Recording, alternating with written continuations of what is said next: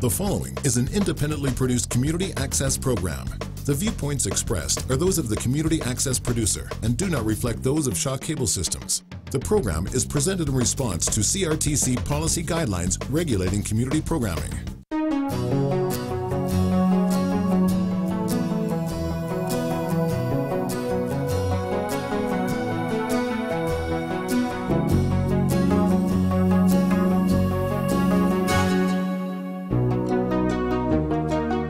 Welcome to Kerby Centre Successful Aging.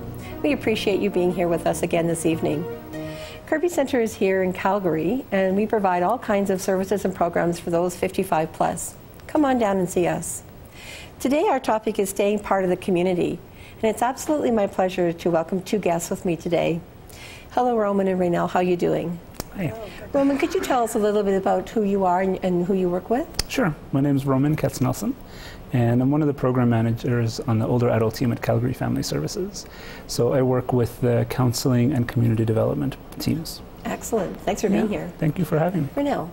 Hi, Luanne. My name is Raynell McDonough, and I am a strategist with Community and Neighborhood Services at the City of Calgary, and I'm currently leading a strategy called the Seniors Age-Friendly Strategy. Well, that's interesting. That will certainly keep you busy. It does. So today we're going to be talking about staying part of the community. As people age, what would be your thoughts in regards to keeping busy in the community and engaged, Roman, from your experience? You know, our sense is, and what we hear from older adults all the time, is there is a deep human need just to be connected to each other. And whether it's through really informal things like being aware of your neighbors and knowing who folks are by name and being able to say hello, or more formal opportunities like volunteering or getting involved at broader system level things. Folks really have a need and derive a lot of satisfaction and a lot of meaning long into their third age through those kinds of opportunities. I guess, Raynell, it's not that much different than when you're really busy and active in your life, when you're working full-time and you're perhaps raising children. Is that sort of been some of the things that you hear in your work? That people want to be involved throughout their life. Yes, I definitely hear from older adults that they do want to continue the engagement that they've had throughout their life, whether it's continuing hobbies that they've had in the past or contributing through paid work or through volunteer experiences and really lending their skills. I think this generation of seniors and the next is quite focused and quite willing to share their skills into their senior years and really contribute to society. That's fabulous, because that for sure will help us have a continuity through time instead of just an end date of when that experience and history would walk out the door. We can have still that engagement with people. Raynell, I'm wondering if you can just update us a bit on the City of Calgary and the strategy that you're working on. Sure, I'd love to. So the strategy again is called the Seniors Age-Friendly Strategy, and it was directed by Council last year, so in July of 2013. The City Council approved the development of a city-wide seniors age-friendly strategy, including the City of Calgary and also a lot of other organizations, other levels of government, health services, educational institutions are involved as well. So it's quite broad. And the framework that we're using to develop this strategy that helps us to prepare for an aging population is the World Health Organization's Age-Friendly Cities Framework. So the World Health Organization, back in 2006, they did some research around both the aging of the population globally and also the urbanization of the aging population. So we see that across the world, societies are aging, meaning that there's more and more older people as compared to younger people in society, and also that more and more older people are moving to cities. Rather than living in rural areas as much like they did in the past. And so this age-friendly cities framework really helps municipalities and other organizations in cities around the world to prepare for that aging population. So it's quite a broad scope of a strategy. There are actually 8 focus areas that we are looking into with community partners such as yourself, such as Kerby Centre and Calgary Family Services are very much involved. And those 8 focus areas are housing for seniors, and that includes not only purpose-built seniors housing, but anywhere that seniors live. It might be their own home, it may be apartments, it may be subsidized housing, housing that includes elements of care, co-op housing, and the list goes on. So what are all the different options of housing that we have here in Calgary, and do they meet the needs of an aging population? The next area is transportation. So immediately our thoughts go to driving or public transit, and that's part of it. But also we need to think about transportation as pedestrians or other modes of transit as well, how we get around the city and how that meets our needs. We also look at outdoor spaces and buildings. And so are public buildings easily accessible to people? Are they able to find their way around public buildings or around parks and open spaces the way that people need to? Is it clearly laid out? There's also focus areas that are more around our social environment. So social participation is part of it. Are there the opportunities that older adults will need in our society to participate in recreational activities, physical activities, cultural or spiritual activities as well? Really just participate in the community and lifelong learning opportunities. Further, there's also a focus on the respect and social inclusion that we have for older adults in society. So is Calgary a respectful community for people as they grow old? Do they feel included in the community and community events? Are there opportunities for intergenerational interaction? Do people feel a sense of respect accorded to older people? Also, we look at civic engagement and employment and volunteerism, and that topic really speaks to what we're talking about today in particular.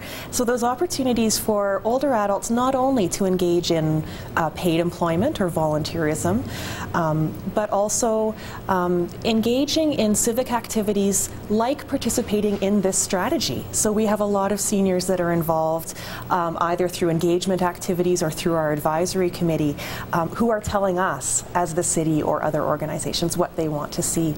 And then the final 2 areas are community support and health services and communication and information. So do the services that we have in the city really meet the needs of an aging population? And are we providing information about those services in a way that meets the needs of seniors and really gives them the information that they need? That's great. Thank you for that. That's really important work that you're doing and guiding a whole lot of people and groups. Roman, do you see how, with being the practical, sort of real concrete service provider, how these kinds of strategies are going to work with the groups that you have at Calgary Family? Absolutely. These are conversations that older adults are having among themselves. There are conversations that older adults are having with service providers. There are conversations that they're having with the city. Service providers are having in the sector as well. And so having a framework and having kind of guiding principles that are in part guided by the older adults themselves is a critical piece for us to continue to grow and to adapt as our population does as well. So are there other cities right now that you're using as a guide? Is there a lot of this movement for age-friendly? There is actually quite a movement towards age-friendly cities. And actually the Public Health Agency of Canada, which is a national body, they were quite involved in the World Health Organization's original research in this area. Mm-hmm. And so in Canada we find that there are several cities involved in this initiative. There were actually 4 cities that were involved in the original research, and so we look to them for some of the historical knowledge of where they started and where they are now several years later. And those cities were Saanich, BC, Portage la Prairie, Manitoba, Sherbrooke, Quebec, and Halifax, Nova Scotia. And then there are also other cities that we look to because they are more similar in population or demographics to Calgary. So Edmonton is an obvious choice to look to for similarities. And just a couple of years ago, they actually entered into this process of determining an action plan towards becoming an age-friendly city. And they have been recognized by the World Health Organization as part of their global age-friendly cities recognition program. So they're actually a great model for us to look to as we make local adaptations to suit our own needs, to learn from the best practices from our neighbors. That's great. Roman, I was just thinking that Kerby Centre has such a wide breadth of services that are offered, and they really resonate with the work that's being done at Calgary Family. And there's a bigger community out there. Mm-hmm. There's a lot of different, unique and similar services that are out there. Can you think about how some of these organizations that are out there providing that boots on the ground kind of service for older adults, and how that plays into the strategy? And when you're thinking about that, I'm just thinking about what might change that is different than what happens today. Is there something different that you think will happen with this shift for a large group of people? Yeah, and I think the shift has already started. I think we're absolutely living through the early stages of that. And my sense is that the sector is responding quite well. You know, I think about the different collaborative initiatives and the ability that those collaboratives give us to deal with really complex issues. I know you'll have a full segment on elder abuse as a part of this series, and that's an issue that there has been a community response brewing in the city for about a decade. And it's through those collaborative conversations that we're able to tackle things like that. We're able to look at really fine-tuned and focused areas as well that different agencies are able to work with. So at Calgary Family Services, we have a support program for folks who hoard. You know, and hoarding is a concern and an issue for up to 5% of the older adult population. Mm-hmm. And as that population grows and is looking to age successfully at home, it's a personal concern, it becomes a community question, it's a public health concern. And we're able to work with it knowing that we're able to dedicate resources there because there is a broader framework in the sector, and there are conversations happening that allow us to know who is working in what direction. So as I look forward and I think about the kind of broader development of the framework through the city and through collaboratives, I know that both the overarching issues and really kind of fine-tuned focus areas are going to be better served by that kind of an approach. That's fantastic. Well, I just want to, we're going to a break here in just a moment, and I just want to thank you guys for being here, and we're going to come back and talk some more about that. I think that when you think about successful aging, you want your city to be healthy and prepared to receive the growing demographic. And we're going to talk a little bit about the growing demographic and some of the pressures that we're seeing in the senior sector to make sure that we're aging successfully and putting all the things in place that need to be. So thank you. We'll be right back.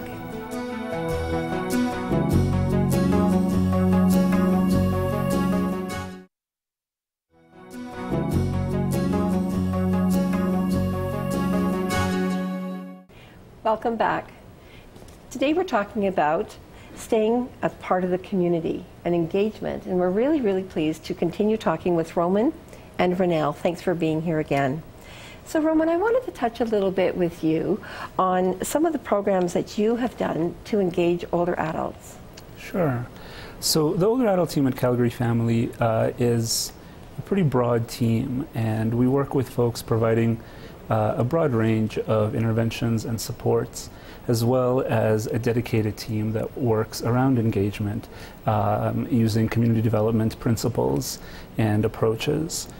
Our team is really holistic, and the different teams work together, and we work with the same older adults often working with them through a support perspective when needed, and working with them through a strength and a community resource perspective when possible. So the community development team has been around for about a decade. And the principle there is that we really don't work with older adults as clients. We don't provide a service. We don't do interventions. Our work really is to bring together and convene groups of older adults who are interested in taking on leadership roles, in being change agents in their communities, working with them at surfacing that vision, and supporting them in putting it out into the world in service of the community. So some of the programs and groups that we've been running through this are as long as a decade old, you know, and communities that work through that. It's a program called Elder Friendly Communities, and we bring people together around their vision of what an elder friendly community may look like at their level from their perspective. And so sometimes these are neighborhood level initiatives, and sometimes they engage communities of experience like ethnocultural communities. Our longest running group is a group of primarily Cantonese speaking older adults, where we see people struggling with isolation and looking for an opportunity to connect with each other, and using the opportunity to connect with each other in service of community. Because what we hear from people, like we've been saying already on the show, is that there is that continuity, like you mentioned, that they're looking for, that this kind of sharp cut, we often see people kind of express it this way, that we expect of our older adults at retirement doesn't really work. Because we're not only living longer, but we're also living more vibrant lives and healthier lives for longer than ever. And so people are interested in using those skills and experiences to gathered over the course of their life, really for the benefit of community. But what we lack is a social infrastructure to support that, and that's what our programs try to put in place. That's just great. We really appreciate all the work that's done at your organization, because there's many organizations that do work in the sector, but having friends and partners with good organizations like yourselves is really vital to serve people in many different ways, and so different organizations can offer different things. The one program that I'm really wanting to hear from you is your Elder Service Corps. Like, talk about that, because it's such a wonderful program. Yeah, Elder Service Corps, we've been running for about 4 years now. We're in our 4th program cycle. And this is essentially a leadership development program that incorporates aspects of lifelong learning and lifelong service. So we bring together groups of older adults for a cohort-based engagement. And all that means is that we bring a small group together, it's 12 people, and they stay together, they commit for this group experience, and they stay together for a period of 34 weeks. And over the course of that 34 weeks, there is a dual component. And so people get together as a group for weekly trainings. And so over the course of the 34 weeks, we have a curriculum that's developed around 3 themes. So we work with folks around conscious eldering, around community development, and around social justice. So the idea is to reclaim your aging process as an eldering process, and to use maybe some newfound community development tools that we can bring in through the training to then surface the skills and experiences and talents and wisdoms that you've built over the course of your life, then in service of community and through the lens of social justice to serve and assist those who are less fortunate perhaps than yourself. It's just wonderful.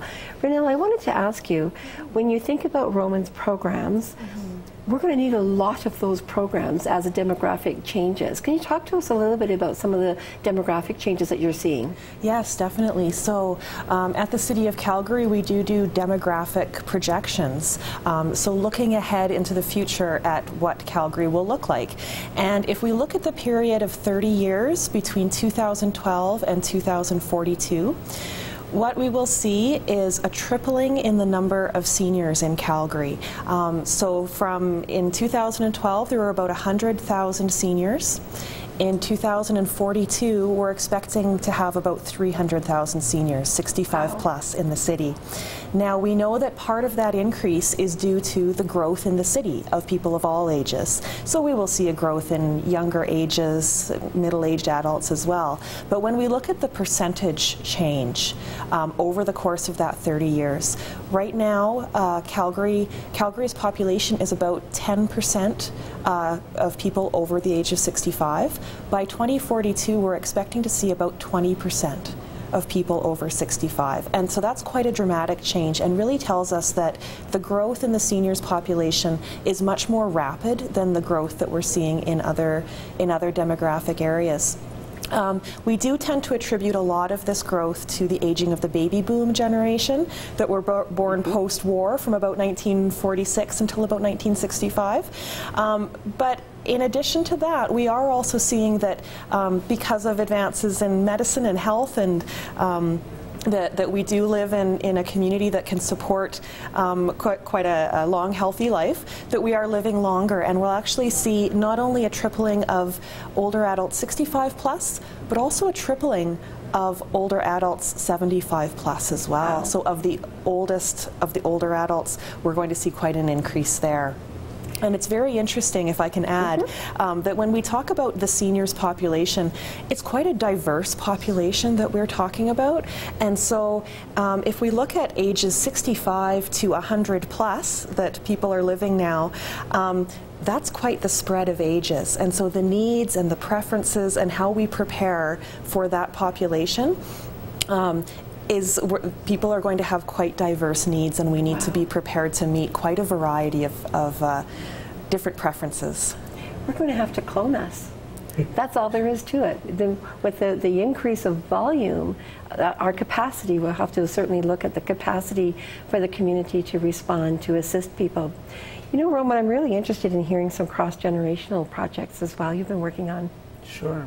You know, and they really are, our multi-generational community development projects are really rooted in exactly that thought, that the population is growing, and so will the new resources need to grow as well. And the switch that we're trying to work with community in making is in beginning to see some of the older adults themselves as a resource. So in the multi-generational programs that we put together, the older adults are a resource for the youth, as well as vice versa. You know, and the amazing thing that happens when you bring generations together is both the strength and of impact and the speed with which you can achieve that impact are really increased.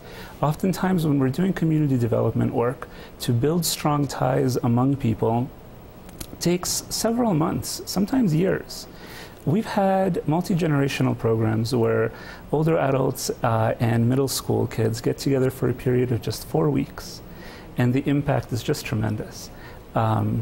We had a group of at-risk girls from middle school begin to visit some older women who live in a subsidized housing building across the street from their school, for a series of 4 weekly meetings, just 4 meetings. And the idea was simple. The older adults were teaching the girls how to knit. But quite quickly, from the knitting, it began into transferring some life skills and some of that important experience and knowledge that they had. And at the end of the 4 weeks, when our program was over, it was just a pilot and we were testing, it was done, and we thought we saw some significant ties among them. A couple of weeks later, the girls were having their graduation from middle school, and they decided to invite their older adults, their grandparents as they called them. And so, of course, the women got together and were honored and thrilled and wanted to make it to this important life event for their younger counterparts. And so they called, they had arranged for some transportation that didn't come through. And so here was a group of women living in subsidized housing on very fixed incomes, not quite making ends meet very easily, but chipped together and took a taxi across the town to be able to make it to the graduation event and be sure they were there. And they show up, and the girls run across the room to them and bring them over to their families and introduce them to their parents. And it's a connection that we think is sustained. Wow. in just a short That amount is of a time. fantastic story, and thank you so much for sharing that. Those are the kinds of stories that I think people need to remember when you're thinking about aging and you're thinking about being successful. It's usually not in isolation. It's usually with a group, a mission, a project, and there's lots out there for people to do. It's so important. Renelle, I wonder if you could just talk about the future plan and any contact information that you have for the strategy sessions. Right. So the Seniors Age-Friendly Strategy is moving ahead through the end of 2014 and into 2015. And so for people who have any questions about the strategy itself, want more information, they can contact 311 and talk to an operator there, or connect through 311 online as well, or check calgary.ca. Oh, that's fantastic. And Roman, how do people get a hold of Calgary Family, and what's the methodology there? Yeah, also through the web would work, so calgaryfamily.org. /older adults, or you can click through directly. And as well, there is a community portal online for older adults here in Calgary, and that can be found at thirdagecommons.ca. Roman, do you spell out the word third, like T-H-I-R-D? Yes. Just so that people understand, to make sure that they can connect to you. Yes. It has been absolutely a pleasure visiting with you today and hearing what's going on both at Calgary Family and at the City of Calgary. Thank you so much for joining me. Kerby Centre really appreciates the time that all of our guests spend with us. Today we've been talking about staying part of the community. Part of what that looks like is being involved in all kinds of different activities, including the Kerby Centre. Our website is www.kerbycentre.com. We're on Facebook and we're on Twitter. We're here for you. Contact us anytime. Thank you.